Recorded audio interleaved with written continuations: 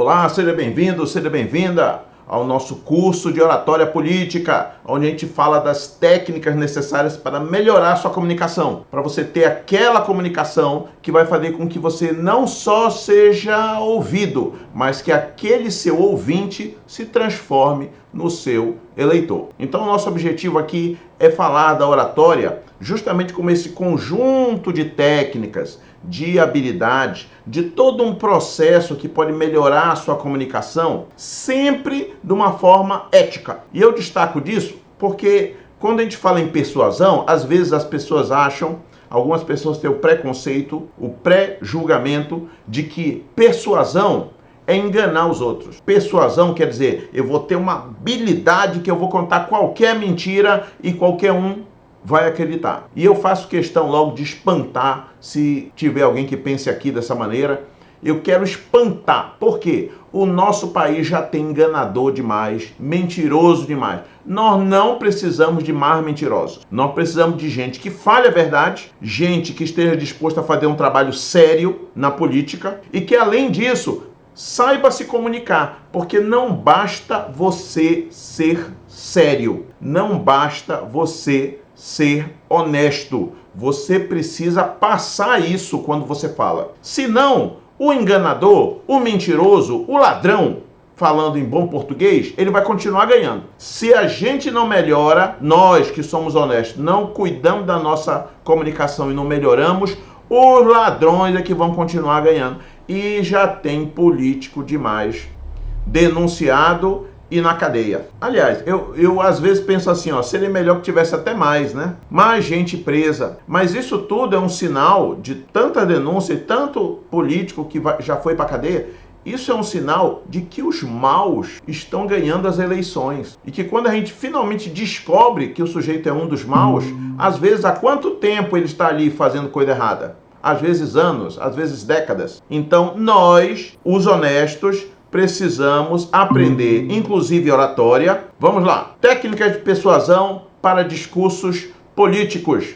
Persuadir é ganhar votos. Então, a primeira coisa que a gente precisa é estabelecer a diferença entre convencer e persuadir. Primeira coisa, convencer significa você explicar algo e a outra pessoa entender. Convencer, se você explicou e a outra pessoa entendeu, pronto, ela está convencida daquela ideia, mas ela não está necessariamente persuadida. Persuadida é quando ela decide fazer uma ação e ela age de acordo, entendeu? Vou dar um exemplo para ficar claro. Se você explica e convence uma pessoa, por exemplo, de que fumar faz mal, ou de que consumir muito açúcar faz mal, ou que beber refrigerante todo dia faz mal, é perfeitamente possível você convencer uma pessoa disso, que fumar refrigerante, açúcar faz mal, e mesmo assim ela continuar com esses hábitos, continuar consumindo refrigerante, açúcar, continuar fumando. Apesar dela saber, de você ter usado um argumento, ela ter lido a respeito, ter visto uma matéria no jornal, ela pode estar convencida de que faz mal, mas ela continua fazendo aquilo de errado. Pelo contrário, a persuasão é quando não é só um convencimento. A persuasão é quando a pessoa realmente decidiu agir de acordo com aquilo. Por isso, inclusive, as campanhas contra o fumo, elas começaram a ser mais incisivas, começaram a colocar até no maço de cigarro, foto lá do pulmão de uma pessoa que fumou durante muitos anos. Nossa, aquela cor escura, feia. A foto de uma pessoa lá, acamada, com uma doença às vezes terminal. Por quê? Fumou muito tempo. Quando começarem a fazer isso com refrigerante e com produtos que levam açúcar, talvez as pessoas levem mais a sério que essas coisas fazem mal. É claro, mal não é comer um docinho de vez em quando, mas se você come todo dia, se você come muito, se você está tendo dificuldade para fechar o cinto,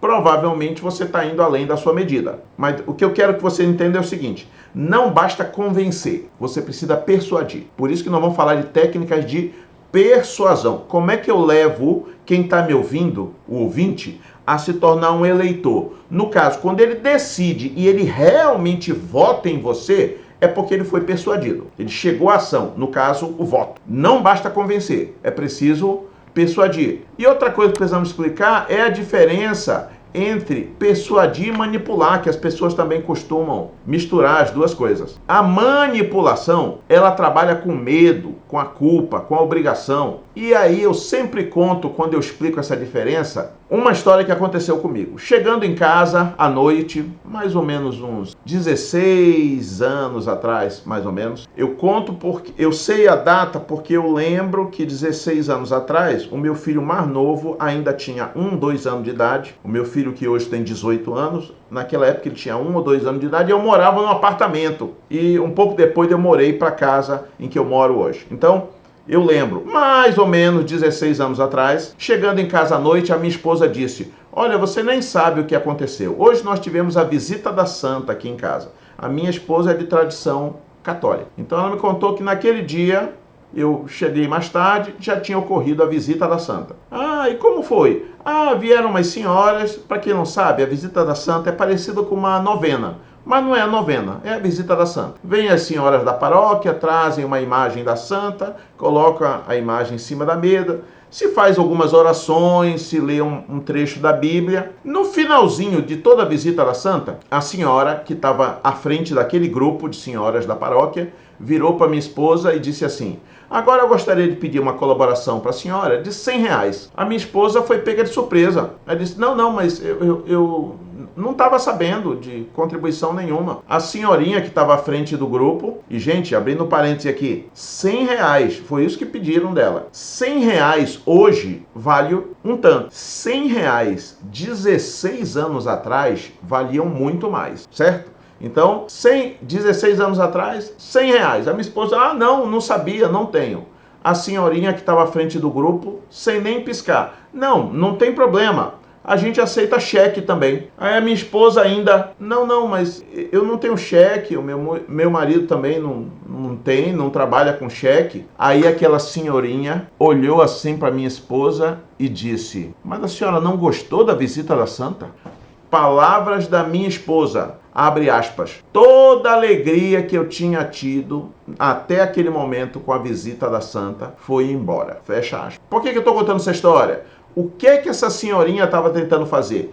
Ela estava tentando manipular a minha esposa. Isso é manipulação. Pelo um sentimento de culpa, por um sentimento de obrigação que ela era obrigada a dar, já que ela tinha recebido, de culpa, já que ela não tinha aquele dinheiro e não estava querendo prometer entregar depois o dinheiro, ela estava tentando manipular a minha esposa. A minha esposa não caiu nessa, mas ficou chateada, terminou a visita de santa, aquelas senhoras foram embora. A minha vingança é 16 anos depois, eu continuo contando essa história toda vez para explicar a diferença entre persuasão e manipulação. Não faça manipulação com as pessoas. Mais cedo ou mais tarde isso vai voltar contra você. Vai ter um karma sendo gerado aí. Ah, mas tem muita gente que faz manipulação? Tem. Tem candidato que trabalha com medo. Ele tenta dizer assim, se o meu adversário ganhar, ele vai pôr fogo na igreja, ele vai roubar tudo, você vai perder isso, vai perder aquilo. Tem candidato que faz isso? Tem. Isso não é ético. Isso é manipulação. Quem trabalha com medo,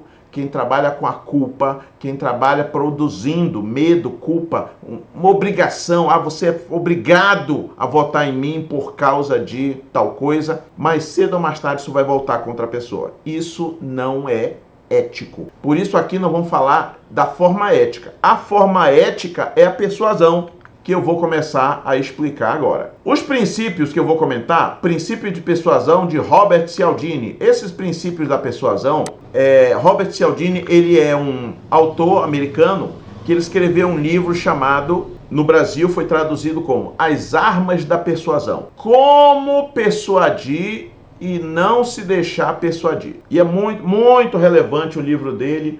Puxa, eu devia ter separado aqui na minha estante. Deixa eu ver se eu encontro rapidamente. Deixa eu ver se está à mão rapidamente. As armas da persuasão. As armas da persuasão. As armas da persuasão. Não está aqui à mão. Senão eu mostraria para vocês. Mas na dúvida, pesquisa na internet As Armas da Persuasão. Você encontra o PDF também no livro aí pela internet. Nós vamos falar dos princípios, dos 6 princípios que ele comenta como principais. e vão colocar na ótica do discurso político, porque o foco dele no livro não é necessariamente o discurso político. Aqui vai ser. Então, primeiro princípio, reciprocidade. Significa as pessoas retribuem quando recebem algo de valor. No livro ele conta uma história muito engraçada. Ele diz que ele estava no aeroporto e ele percebeu um grupo religioso. Não sei se você lembra, não sei se tem na sua cidade o grupo Hare Krishna. É um grupo de religioso. Krishna é uma divindade da Índia. Então ele tem representantes desse grupo religioso em várias partes do mundo. Aqui no Brasil, na minha cidade, até alguns anos atrás também tinha. E eles são famosos por cantar um mantra: Hare Krishna, Hare Rama. E eu lembro deles aqui na minha cidade, faz tempo que não os vejo. Talvez tenha na sua. Bem, o Cialdini conta que ele estava no aeroporto e ele notava que no desembarque, quando as pessoas estão chegando na cidade, pega a sua mala, quando ela está saindo na área do desembarque para a área externa do aeroporto, os Hare Krishna estavam lá cantando. E faziam como se estivesse recebendo aquela pessoa. Eles não estavam recebendo aquela pessoa, estavam recebendo todo mundo que passasse ali. E lá vinha alguém com um ramalhete de flores. O sujeito tinha colhido flores naturais no caminho, tinha feito como um colar. E o sujeito está chegando ali meio amassado, né, depois de uma viagem de avião, e o Hare Krishna ia na direção dele com uma atitude pacífica e estendia aquele ramalhete enquanto os outros estão ali tocando Hare Krishna, e colocava no pescoço daquela pessoa que estava chegando. A pessoa era pega meio de surpresa ali, né? Mas logo depois vinha a fala do integrante lá do movimento. O senhor gostaria de fazer uma colaboração de qualquer valor para o nosso templo aqui na sua cidade? Aí a pessoa tinha ganho aquele ramalhete. Bem, o que eu vou fazer com? Aí ela metia a mão no bolso, o valor que tinha, ela dava uma moeda, $1, $2, alguma coisa. E ia caminhando para fora do aeroporto. Ora, provavelmente ela não ia querer ir para casa, nem mesmo pegar o táxi, ou Uber, na época era táxi mesmo, pegar o táxi com aquele colar de flores, que é uma coisa meio esquisita, né? Tipo, você ficar andando por aí com um colar de flores. Então ela pegava, tirava o colar e colocava no lixo. Adivinha o que é que o Hare Krishna fazia? Ele ia lá e catava o mesmo colar de flor e voltava de novo para o desembarque.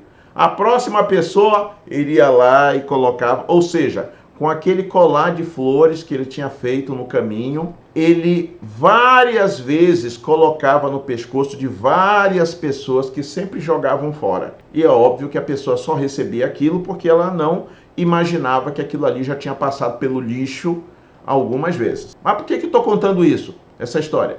Reciprocidade. As pessoas tendem a retribuir. Então, olha só, trazendo isso agora para o meio político. As pessoas, quando recebem, às vezes recebem uma cesta básica, às vezes recebem um valor em dinheiro, ela não entende que aquilo ali é corrupção. Apesar de ser, isso é corrupção, isso é crime. Mas a pessoa simples, ela não entende que isso é corrupção. E depois que ela recebeu, ela, por um senso de honestidade, por um senso de reciprocidade, ela fica inclinada a retribuir. Como é que ela vai retribuir? Com o voto. Agora, é claro, você que está me ouvindo isso, você não vai fazer isso, porque isso, além de ilegal, é imoral. Mas você tem que saber que quando você leva algo de valor e você mostra que está levando uma proposta de valor para quem está lhe ouvindo, que virão benefícios reais se você for eleito, porque você pretende cumprir essa proposta,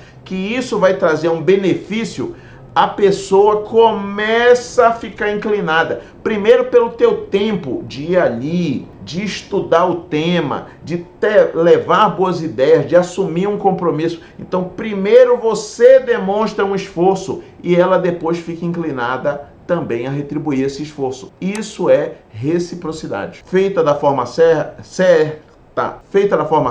é ética. Não aquela que os bandidos fazem comprando votos, mas essa de levar propostas sérias. Outro princípio da persuasão, Compromisso e coerência. As pessoas seguem aquilo que afirmaram anteriormente. Ou seja, ninguém gosta de passar por mentiroso. Antigamente se dizia vira casaca, traidor. Então, quando você vai ali e assume um compromisso, você pode, em reciprocidade também, olha os dois princípios trabalhando juntos, o compromisso e a reciprocidade. Em reciprocidade, quando você assume um compromisso, você também pode pedir que a pessoa assuma o compromisso dela. Se for no 1 a 1, você pode inclusive apertar a mão da pessoa e na hora do aperto perguntar assim, aperta a mão, olha no olho e pergunta, posso contar com você? Se a pessoa disser que sim, o acordo está selado. Aí você pode me dizer, não, mas tem gente que mente. Sim, mas a possibilidade dele mentir é menor do que a possibilidade dele não ter assumido compromisso nenhum e mudar, votar em outra pessoa depois. Então, quando você consegue dizer, fazer uma pergunta direta, posso contar com você? Pode contar com o seu voto e você obtém a resposta das pessoas? Novamente, ninguém gosta de se sentir um mentiroso, um traidor. As pessoas tendem a manter os seus compromissos, ok? Observe a palavra, tendem, é mais um tijolinho que você coloca na construção da tua campanha. É mais um tijolinho, não é só isso, mas é mais um tijolo na construção de cada discurso e na construção da sua campanha. Próximo princípio da persuasão, a aprovação social. As pessoas tendem a seguir o comportamento de outras pessoas. É por isso que o peso das pesquisas em campanha política é tão grande. A ideia do voto útil. Eu quero votar, mas eu quero votar em quem vai ganhar. Então você precisa mostrar para as pessoas que se você não está na frente, você pelo menos está ganhando mais votos. Olha, o simples fato de você dizer, olha, eu passei em tal lugar, eu passei em tal lugar, eu passei em tal lugar. De cada um deles, você tirar uma foto, quando isso for permitido, tirar uma foto e postar na sua rede social, cumprimentando as pessoas, falando com pessoas, e pessoas diferentes, ora homem, ora mulher, ora uma pessoa mais jovem, ora uma pessoa mais velha. Por que essa variedade? Porque tem gente que vai, quando te ver numa dessas fotos, vai se identificar com o fato de você estar cumprimentando uma pessoa mais nova. Outros vão se identificar porque você está cumprimentando uma pessoa mais velha. Outro, porque você está cumprimentando um homem e ela é homem. Então, quando você vai provando que você passou por muitos lugares, que você falou com muitas pessoas, que você está sendo bem recebido, tudo isso pesa. Porque as pessoas tendem a seguir o comportamento de outras pessoas. Isso é fácil de demonstrar. Quantas vezes a gente já entrou num lugar pela primeira vez, um órgão público,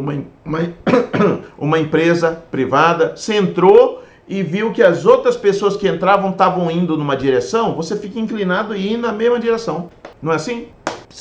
Então, quanto mais testemunhos a seu favor você conseguir, seja através de foto, de vídeo, de comentário, quanto mais testemunhos você tem, mais as pessoas que se aproximam, que entram em contato com você, ficam inclinadas também a começar a te seguir e a votar em você. E se você não tem a pesquisa do seu lado, nas redes sociais você pode também produzir essa aprovação social, como, novamente, fotos, vídeos, comentários, depoimentos das pessoas. Não é todo mundo que consegue financiar, ter uma pesquisa que diga que o sujeito está na frente das campanhas, eu sei disso, mas a rede social, ela é acessível, essa com certeza você pode fazer. Simpatia, essa é simples. As pessoas são persuadidas diante das pessoas que gostam. É a prova da simpatia.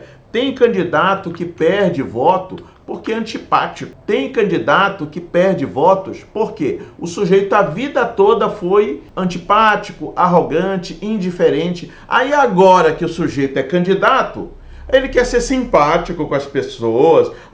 Fulano, te estimo muito, posso contar com o seu voto? O sujeito sempre foi um carrasco enquanto era chefe, sempre foi uma mala sem alça, sempre foi, como foi a expressão que eu lembrei?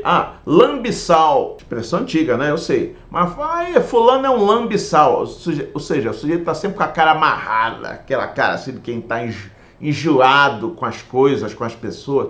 Aí agora quer ser simpático. Não, aí naturalmente quem trabalhou a simpatia ao longo da vida, essa pessoa vai ter vantagem. Quem não trabalhou, essa pessoa vai ter desvantagem. E você sempre pode, inclusive, ainda bem que eu anotei aqui, você sempre pode também usar de histórias pessoais para gerar essa simpatia. Então, se você puder dizer assim, olha, estudei nessa escola, bem aqui, desde que isso seja verdade, estudei nessa escola, eu andava por essa rua a caminho da minha escola. Aqui, eu não morava nesse bairro, mas aqui eu já visitei, eu lembro quando eu passava por aqui criança e essa rua, desde aquela época, precisava de asfalto. Então, quando você conta histórias da sua vida, você mostra que você é uma pessoa como esse que está te ouvindo.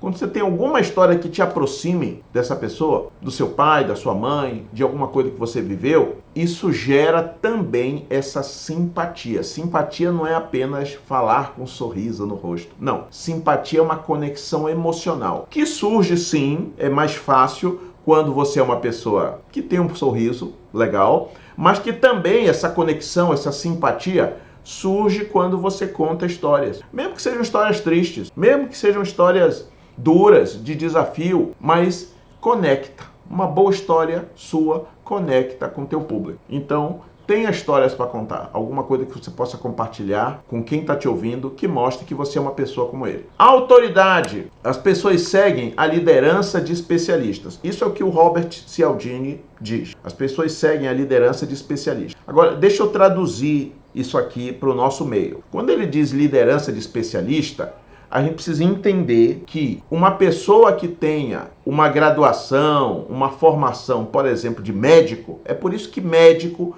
quando se lança na política, ele parece ter uma vantagenzinha a mais. O sujeito quando é advogado, o sujeito quando era promotor público, juiz, alguma coisa assim, e ele se lança na política. O sujeito quando era empresário, mas não basta ser um empresário qualquer, era um empresário de sucesso, ele tinha uma grande empresa, ele empregava centenas, talvez milhares de pessoas. Quando ele se lança na carreira política, ele tem uma certa vantagem. Por quê? Porque se ele é um advogado, não é todo mundo que consegue ser advogado.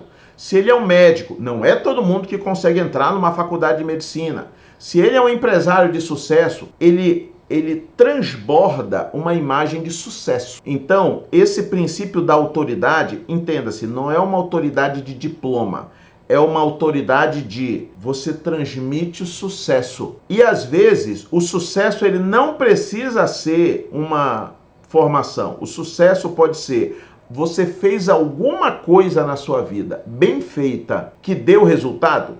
Esse é o seu sucesso. É por isso que atletas também, quando se lançam na política, muitas vezes ganham. Olha só, o que o sujeito sabe? Jogar futebol. Mas ele joga bem pelo menos? Sim, joga bem, ganhou título. Olha só, ele nunca foi um empresário, aquele jogador específico, nunca foi empresário, nunca geriu grandes pessoas, nunca fez uma faculdade para ser médico ou advogado, mas naquilo que ele fazia, que era jogar bola, ele fazia bem. Então, esse sucesso faz com que as pessoas queiram votar nele. Tá? Eu não estou dizendo que nós deveríamos votar em jogador de futebol. Pessoalmente, eu acho que se o sujeito não tem nenhuma experiência de gestão, vai ser uma perda de tempo. O sujeito vai estar ali, entendeu? Devia estar fazendo outra coisa. Tá? Minha opinião como brasileiro. Não sei se algum jogador de futebol, candidato a ser mentorado meu, vai... Mas o fato é que por que as pessoas são persuadidas? Porque a pessoa tem sucesso em alguma área. Então, mas vamos supor, você não é um médico, não é advogado, não é empresário, não é um jogador de futebol de famoso. Mas você tem alguma coisa na sua vida em que você já fez com sucesso? Se você criou uma família e os seus filhos se tornaram pessoas de bem e honestas, pronto, tá aí um grande sucesso que você deveria mencionar. Não é todo mundo que consegue criar uma família e ter filhos honestos, trabalhadores. Não é todo mundo. Você encontrou uma pessoa, se casou, foi honesto a essa pessoa, está casado há 10, 20, 30 anos. Isso é um evento de sucesso. Não é todo mundo que consegue casar e ficar casado e ser um casal feliz depois de 10, 20, 30 anos. Isso foi um exemplo de sucesso. Inclua os seus sucessos, quaisquer que sejam, inclua os seus sucessos, sua história de sucesso, dentro da sua descrição. E fale disso de uma forma sutil, não para contar vantagem, mas para contar que você é uma pessoa, novamente, como aquela pessoa que está te ouvindo. E por último, mas não menos importante, escassez é outro princípio também. As pessoas valorizam aquilo que é escasso, ou seja, aquilo que está prestes a acabar, quase acabando. Então, quando você pode afirmar, olha, essa aqui é a última chance. Não sei, eu estou aqui conversando com vocês, não sei se eu vou ter outra oportunidade, porque eu tenho outras comunidades, eu tenho outras pessoas. Então, eu preciso ouvir de você novamente. Aí vem a dica. Eu preciso ouvir do senhor. Aperta a mão e pergunta. Posso contar com você? Uma dica bem prática. Aperta a mão e pergunta. Posso contar com você? Aí você está combinando o princípio do compromisso com o princípio da escassez. Olha, eu não sei se eu vou ter a chance de conversar dessa forma. Eu não sei se vou poder voltar aqui para reunir antes da eleição. Posso contar com vocês? Então, quando você consegue dar esse senso de urgência, as pessoas também ficam. É por isso que muitas vezes você entra num site e você sabe que aquele produto está ali à venda e vai continuar à venda por muito tempo, mas quando você entra no site, olha, últimas unidades, você tem só 15 minutos para finalizar essa compra. O que é isso? É o site tentando te dar um senso de urgência. E funciona. Tem muita gente que se não tivesse aquele reloginho ali, não compraria o produto. Vai que é verdade. E eu te digo, seja ético naquilo que você diz e também procure persuadir. Você tem todo o direito, ao defender as suas ideias, de querer sim ser votado, ganhar e cumprir com aquelas ideias. Você tem todo o direito. E finalizando então, resumo dos pontos principais. Quando você precisa falar com as pessoas, não basta convencer, não basta ser bom por dentro, não basta ter boas ideias. Você precisa expressar essas ideias e fazer com que dessa expressão, da tua comunicação, da defesa e do ataque, defendendo aquilo que é importante para você e para a sua comunidade, atacando aquilo que é ruim para a sua comunidade. Dessa defesa é importante que você persuada, que dali a pessoa saia convicta de que você é o melhor candidato. A prefeito, se você é candidato a prefeito. A vereador, se você é candidato a vereador. Persuada o seu público, transforme o seu ouvinte em eleitor. Se você quiser avançar para o próximo nível, entre em contato comigo. Se informe da nossa mentoria em oratória política, onde no 1 a 1 eu vou te ouvir e vou explicar individualmente para o teu caso específico como melhorar a sua comunicação e ter mais votos. Nós estamos a menos de 4 meses para a eleição. Não deixe para tentar melhorar a sua comunicação no último mês, de última hora. A melhor hora para começar é agora.